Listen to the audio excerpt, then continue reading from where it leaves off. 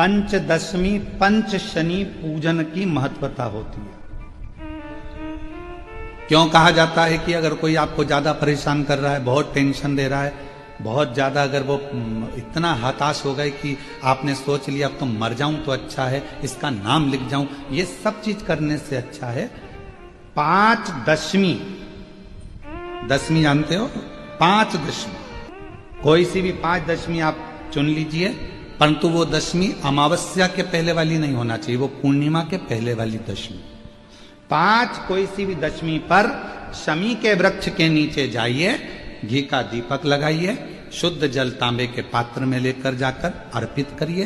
पहले दीप जलाना, उसके बाद शमी के पौधे में जल डालना और पौधे उस वृक्ष के नीचे बैठकर जल चढ़ाकर वहीं पर एक चावल का दाना समर्पित कर कर बाबा से प्रार्थना करना कि बाबा मुझे बहुत कष्ट है, ये मेरा एक तकलीफ मुझे दे रहा है, बस आप मेरी तकलीफ को दूर करना। शिव की ऐसी कृपा होगी। पांच शमी पूजन, जब विजय दशमी के भाव से दशमी आपके यहाँ पर भी पूजन होती, विजयदशमी पे हमारे यहाँ शमी के पत्र की बड़ी पूजन का महत्व है। पांच दशमी पांच शमी पूजन कर ली जाती है तो जो भी आपका द्रोही होता है वो आपसे दूर हो जाता है या आपसे स्नेह कर कर आपके करीब आ जाता है। ये शमी पूजन वृक्ष योनि के अंतिम योनि का पूजन। सारे वृक्षों पर पत्थर पड़ जाते हैं पर शमी के पौधे पर पत्थर किस लिए हम मारेंगे? कौन मारेगा? उसमें तो कांटे लगे रहते हैं, कौन मारेगा उसको? क्या कांटा झड़ाएगा पत्थर मार कर? नहीं। हम तो यहां तक कहेंगे कि शमी की आराधना साधना आपके द्रोहियों को, दुश्मनों को भी दूर कर देती। और मेरी जीजियों, मेरे जीजाओं, मेरी बेटियों, बेटाओं, मेरी माताओं, मेरे बुजुर्ग माता पिता स्मरण करें, जब जब यदि आपका हृदय दुखे, मन दुखे, तो एक शमी की पत्ती को शंकर के शिवलिंग पर जरूर चढ़ाएं, सारे दुख अपने आप समाप्त होना प्रारंभ। शमी का तो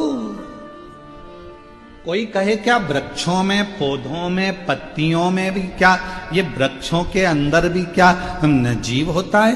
क्या इसमें भी प्राण होते हैं? होते हैं, इसमें भी प्राण। ये भी ऑक्सीजन लेना छोड़ना सब कार्य इनका चालू है, ये भी जीवित है। जल नहीं मिलेगा मर जाएंगे, जल गया समाप्त। सूर्य को तीन अर्घ होते हैं, एक लाल चंदन का अर्घ कार्य की सिद्धि के लिए सूर्य नारायण को दिया जाता है, एक काली मिर्ची के पानी का, जब आप कोई एग्जाम में बैठ रहे हैं, कोई परीक्षा में बैठ रहे हैं और आपको उसमें उत्तीर्णता चाहिए या मेरा ये काम सफल चाहिए या अदालत में केस चल रहा है उसको निपटाना है, तो काली मिर्ची के जल से सूर्य को अर्घ दी जाती है, तो उस जल के अर्घ से व्यक्ति का काम तुरंत 1.5 महीने के अंदर सफल हो जाता है। काली मिर्ची के अर्घ का इतना प्रमाण। तीसरे नंबर पर है बेलपत्री के जल का सूर्य को दिया जाता है। बेलपत्री के जल का कौन देता है? जो बहुत बीमार पड़ा रहता है, जिसको कुछ ना कुछ शारीरिक कष्ट चलता रहे, कभी घुटना, कभी कमर, कभी पेट, कभी ब्लड प्रेशर, कभी शुगर, कुछ ना कुछ चलती रहे, तो वो लगातार 1 महीना बेलपत्री के पानी का अर्घ सूर्य को देता रहे, उसको रोग से निवारण हो जाता है। रोग से सूर्य अर्घ क्यों? पारिजात का कोई पौधा हो, पारिजात का अगर कोई वृक्ष हो तो प्रयास करना, एक पारिजात की पत्ती को अगर अशोक सुंदरी वाली जगह पे चढ़ाकर, आपके घुटने में तकलीफ है, कमर में तकलीफ है, आप नहीं चल पा रहे हो, नीचे नहीं बैठ पा रहे हो, तो कम से कम 1 महीना लगातार पारिजात की पत्ती को शंकर पर चढ़ा हुआ, वो पारिजात की पत्ती को मलकर, भले पानी से निकलो चाहे तुम चबा कर निकलो, उसको रोज सुबह के समय अगर खाना प्रारंभ करोगे, 8 दिन 10 दिन के अंदर तुम्हारा पांव काम करना चालू करेगा और तुम चलोगे, ये निश्चित है। लगे आपको कि दरिद्रता बहुत है, जब लगे आपको कि दरिद्रता बहुत ज्यादा है, किराया तक नहीं है, मैं कैसे जाऊं, कैसे उस महादेव के दर्शन पाऊं, कैसे उसकी चौखट पर जाऊं, कैसे उसको नमन करूं, तब उस जगह पर आप एक बेलपत्र, जहां से जलाधारी बहती है उधर एक बेलपत्र, जहां जलाधारी के ठीक विपरीत की स्थिति में, और 7 शमी पत्र मेरे महादेव के ऊपर, केवल आपके हृदय की बात कहते हुए शमी पत्र और बेलपत्र इस तरह से समर्पित। पहले ध्यान रखना, पहले पूरा श्रृंगार, स्नान, पूजन, चंदन, अक्षत, गुलाल, अबीर सब हो जाए उसके बाद की बात ही है, उसके बाद की बात। एक बेलपत्र इधर, एक बेलपत्र इधर, और उसके ऊपर 7 शमी पत्र के पत्ते एक एक कर कर चढ़ाना, पूरे इकट्ठे कर कर नहीं, एक एक कर कर बाबा से विनती करते हुए। कांटों से भरी हुई शमी है जिसको तूने निहाल कर दिया, मेरी जिंदगी भी कांटों से कम नहीं है, मैं जानती हूं तो मुझे भी निहाल कर देगा। ये बड़े विचित्र शब्द हैं, जरा शिव महापुराण के इसको समझ लेना कि शमी का पेड़, जिस शमी की पत्ती में कांटे होते हैं, जिस बेलपत्र में कांटे होते हैं, और जिस आंकड़े को मंदार के फूल में वो दूध होता है कि आंख में चले जाए तो आंख बेकार हो जाती है, वो दूध होता है जो जहर का काम कर जाता है, ये सब शंकर भगवान को चढ़ रहा है। शमी जिसमें कांटे हैं, बेलपत्र जिसमें कांटे हैं, मंदार का फूल जिसमें जहर भरा पड़ा है, धतूरा जिसमें जहर भरा पड़ा हुआ है, ये शिव को क्यों समर्पित है, ये शंकर को क्यों चाहिए, ये शंकर के पास क्यों जा रहे हैं?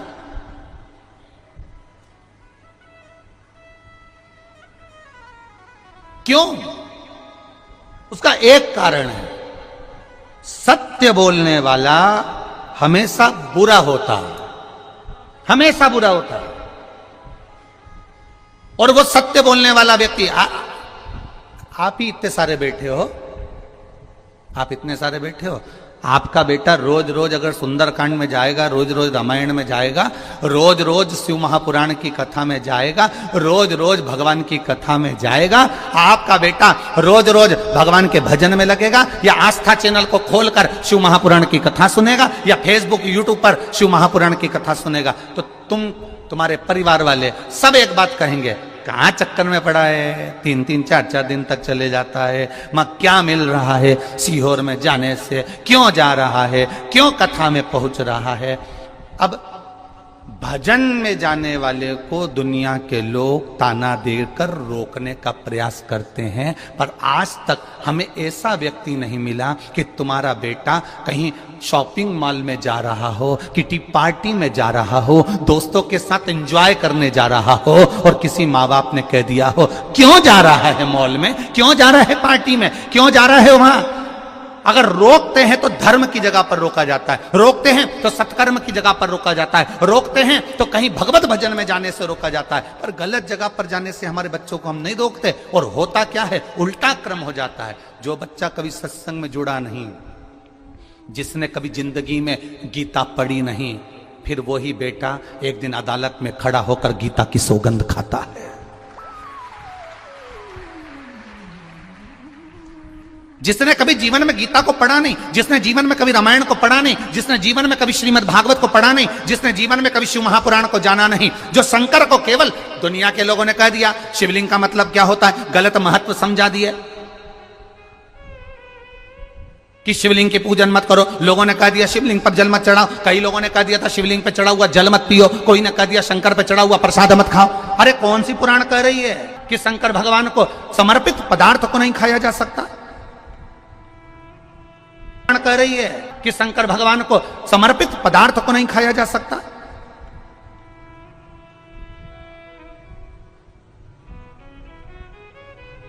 गुड़ खाते हैं और गुलगुले से परहेज करते हैं। गुड़ खा रहे हैं, हम प्याज नहीं खाते, हम प्याज को छोड़े हुए 20 साल हो गए, हम लहसुन नहीं खाते, लहसुन छोड़े हमें 50 साल हो गए, पर दूसरे का पड़ा हुआ मोबाइल, पैसा, घड़ी या दूसरे का धन मिल जाए तो 5 मिनट में निपटा जाते हैं। दूसरे का वैभव मिल गया, खा गए। ये श्रेष्ठता हमारी शिव पुराण नहीं सिखाती है।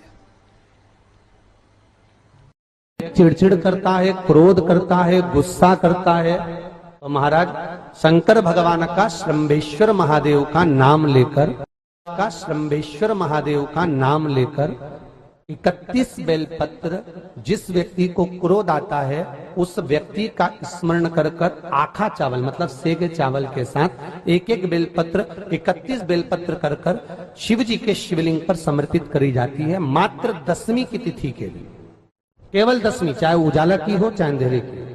कौन से महादेव का नाम लेना है?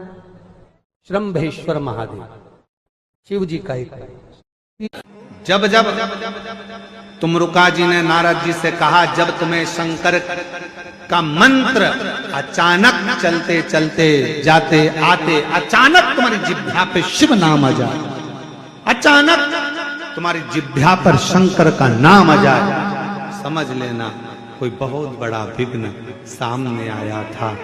मेरा शंकर तुम्हारे सम्मुख में वाणी के रूप में, शब्द के रूप में, मंत्र के रूप में बाहर निकला और उस शंकर ने तुम्हारे दुख को काट दिया है, तुम्हारी तकलीफ को काट दिया। कितना सुंदर कहा है कि स्वप्न में भी, सपने में अगर शिवलिंग दिख रहा है समझना कोई तकलीफ थी उसको काटने के लिए आया।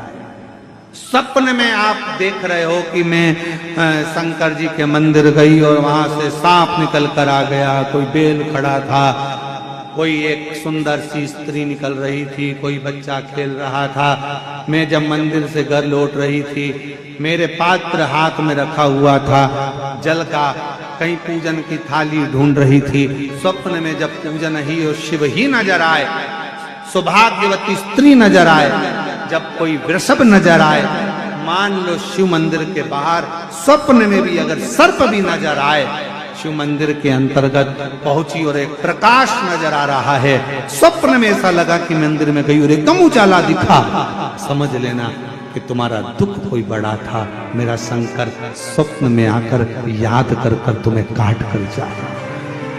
सुंदर फल कुबेर जी महाराज ने भगवान शिव जी को भेंट किया, बड़ा सुंदर फल था और वो फल कुबेर जी ने भगवान शंकर को भेंट करा तो मां पार्वती जी ने उस फल को देखा तो फल बड़ा सुंदर, बहुत सुंदर। इतने में थोड़ी देर बाद जब मां जगत जननी अम्बा पार्वती जी के हाथ में वो फल आ गया, बड़ा सुंदर फल था जो कुबेर जी ने भगवान शिव जी को दिया था, और शिव जी के हाथ का फल मां जगत जननी जगदम्बा मां पार्वती के हाथ में आ गया। अब कुछ देर बाद भगवान श्री गणेश जी आ गए, कार्तिकेय आ गए और उन्होंने उस फल को देखा।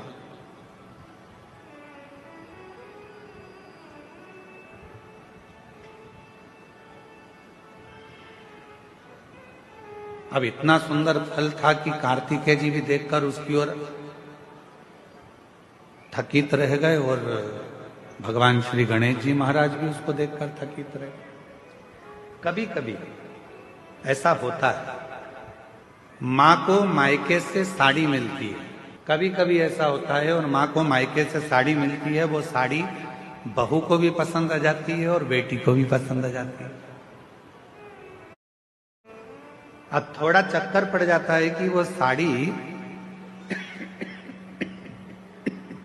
मायके से मिली है, वो माँ को भी पसंद आ रही है और बेटी को भी, बहू को भी पसंद आ रही है। अब माँ भी सोच रही है कि साड़ी को मैं पहन लूंगी, और बहू ने विचार करा यदि मम्मी मुझे ये साड़ी दे दें तो मुझे बहुत अच्छी लग रही है, पर मांगूंगी तो अच्छा नहीं लगेगा क्योंकि मम्मी को उनके भाई ने दी, मम्मी को उनके परिवार वालों ने दी, पर फिर भी मन में भाव है कि ये साड़ी मुझे मिल जाए, ये साड़ी मुझे प्राप्त हो जाए। थोड़ी देर बाद बेटी ने उस साड़ी को देखा तो बेटी के मन में भी भाव आ गया कि ये साड़ी मुझे मिल जाए तो अच्छा, इतनी सुंदर साड़ी है, ये साड़ी मैं पहनूं तो अच्छी। माँ को साड़ी अच्छी लग रही है, बेटी को साड़ी अच्छी लग रही है, बहू को साड़ी अच्छी लग रही है। अब ऐसी स्थिति में बेटी भी खड़ी हो गई और बहू भी खड़ी हो गई और कहा मम्मी ये साड़ी हमको दे दो। तो अब सास करेगी क्या, माँ करेगी क्या, बेटी को दूं कि बहू को दूं? बहू को दूंगी तो बेटी को बुरा लग जाएगा और बेटी को दूंगी तो बहू को बुरा लग जाएगा, संशय पड़ गया। उसी तरह फल अच्छा है, कुबेर जी ने दिया है, वो फल भगवान देवादिदेव महादेव के पास आ गया। भगवान शंकर जी ने वो फल पार्वती जी को दे दिया। पार्वती जी के हाथ में वो फल जो दिखा उस फल को लेने की कामना श्री गणेश जी के मन में भी आ गई और षडानंद कार्तिकेय जी के मन में भी आ गई। दोनों के मन में यह भाव है कि यह फल हमें मिल जाए, ये फल हमें प्राप्त हो। जो कार्तिकेय बाबा ने देखा और कार्तिकेय जी देखकर बोले कि इतना सुंदर फल है मां, ये फल आप मुझे दे दीजिए, बड़ा सुंदर फल है, ये फल मुझे मिल जाए। थोड़ी देर बाद गणेश जी आए तो गणेश जी ने भी कह दिया कि ये फल मुझे मिल गया। उसी समय भगवान